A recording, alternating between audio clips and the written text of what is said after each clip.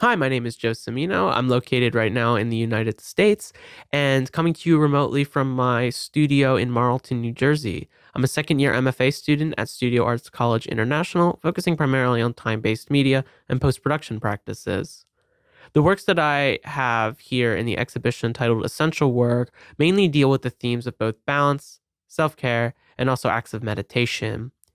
In the works titled Balance Exercises and SOS, the prominent point is balancing one's day to day life and also implementing self care routines in order to not only occupy one's mind, but also to try to understand a broader issue happening around the world. In this case, it was the coronavirus lockdown in Italy in 2020, when I was located in Florence with my two roommates and trying to understand daily life and regain one's own routine. So, in balance exercises, it became a daily activity of trying to balance things around me, because if I could balance objects around me, then I can balance something when there was no balance to a situation. In SOS, it's a similar situation of trying to reach out and call out for help by implementing the Morse code SOS, which is the three dashes and three quick dots afterwards, and then so on and so on.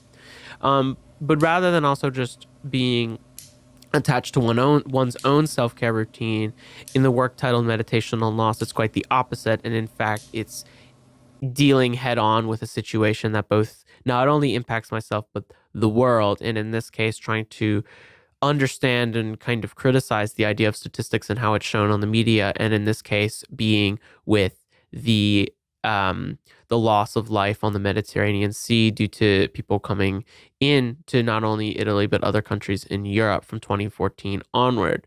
And so I think the ideas of both balance and meditation on situations is essential to my work, and also to, I think, the life around us, and I find it to be important. So thank you very much.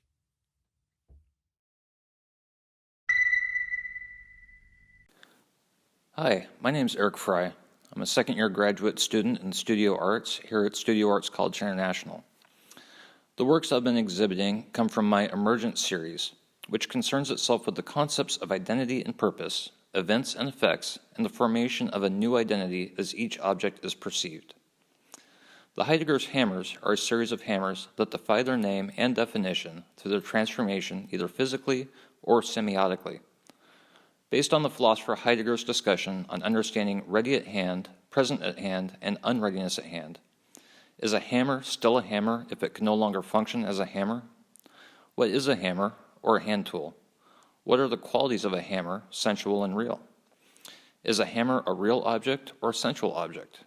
A hammer in the toolbox requires no discussion, no thought, no theorizing. Yet when the hammer is out of place, it transforms to an object of discussion and questioning. The Kant's cans are a series of olive oil tin cans that focus on the eidos of an object and the chronos of interaction, the form as is perceived by the observer based on the philosopher Kant's discussion on understanding form and experience through space and time.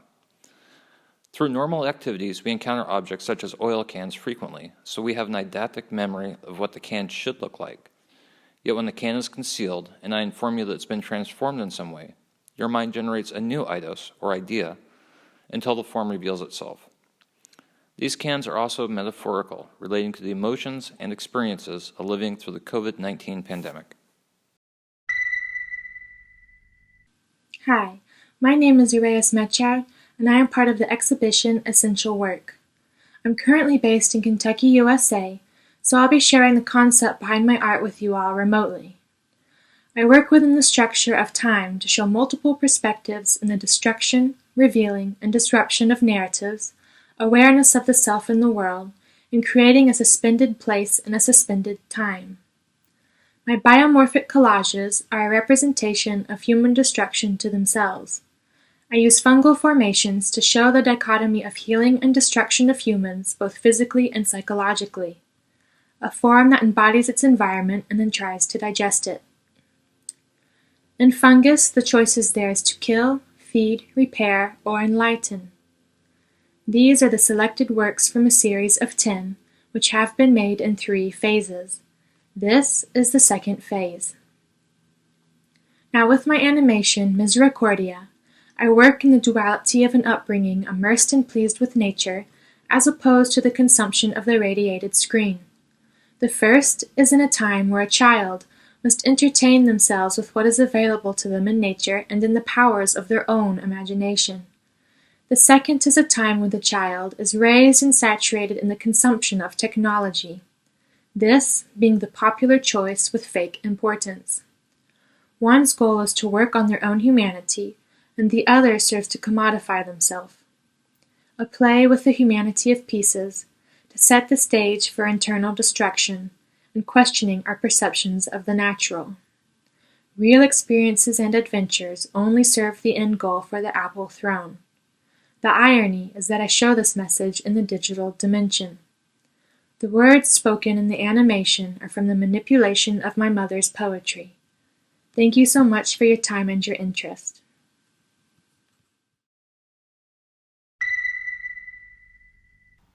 Hello, my name is Melissa Morris.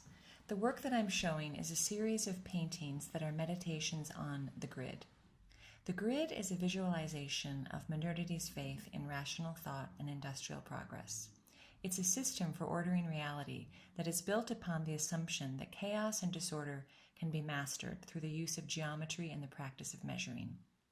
The grid in a state of change or collapse could be a metaphor for our current condition as we experience the collapse, dismantling, and perpetuation of thought structures based upon this grid that contribute to the systems that fuel environmental, social, and political injustice. Now, if you think of perspective, it's literally the way we see things, a point of view, and it's also a system for translating the world around us.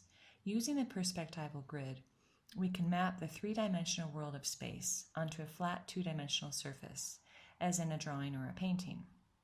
In this work, I'm playing with and disrupting that system of measure and translation by bending and twisting the straight, orderly, parallel lines and 90-degree angles of the grid. And what I hope to suggest through this is a questioning of that very system and the potential displacement of the human, or more specifically the human eye, placed at the very center of that system. I use the language of art, of painting, through the interaction of color, the use of line, the composition in a dynamic balance or imbalance, and the play of relationships to evoke other kinds of systems related to the natural world, like the way a tree grows or the path that a bird flies. Irrational, one could say, with their own inner logic. The series is called Undoing, and each of the paintings is entitled Untitled, with subtitles that are phrases from the language of Buddhist sutras, which describe and elicit a deconstructive process and an undoing of constructs that form the sense of self and the gap between self and other. The titles are Unfixatable by Fixations, Having Stripped Awareness Naked, Were There a Trace of Something, Without Any Irritable Reaching After Fact or Reason, Wide Open Spaces Devoid of Any Sense of Mine, Subtracting Day by Day. Thank you very much.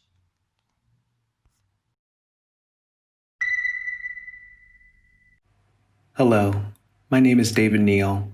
I am a second-year MFA student at Studio Arts College International. My works in the collective exhibition Essential Work focus on coping and the observation between personal and public space from a distant point of view. The first work, titled Prince Prospero's Abbey, is how coping can be visualized into a physical space. In Edgar Allan Poe's short story, The Masque of the Red Death, Prince Prospero invites 1,000 guests to distract them from the plague called the Red Death. The 7 rooms are decorated with a different design, color, and entertaining event. I asked the viewer what have been their coping strategies during these times, and how many rooms have they walked through. The next work, titled Centaur, addresses the disruption and consequences of alcohol abuse, as well as the rise of domestic abuse reports at the beginning of the COVID-19 pandemic. The centaur is a Greek mythological creature described being barbaric and destructive. In the photograph, I embody the centaur about to strike a lamp with a pillow, while the lamp embodies the object and victim unable to leave the household due to the lockdown. My video, Via Nuova dei Cacini, is about my relationship with the world from my apartment. I observe the street below my balcony and listen to the city noises to remind me that human activity is still happening. Even though I pour water down the street as a prank, I am also throwing my anxieties out of my confined space during the lockdown in Florence, Italy. Thank you for your time.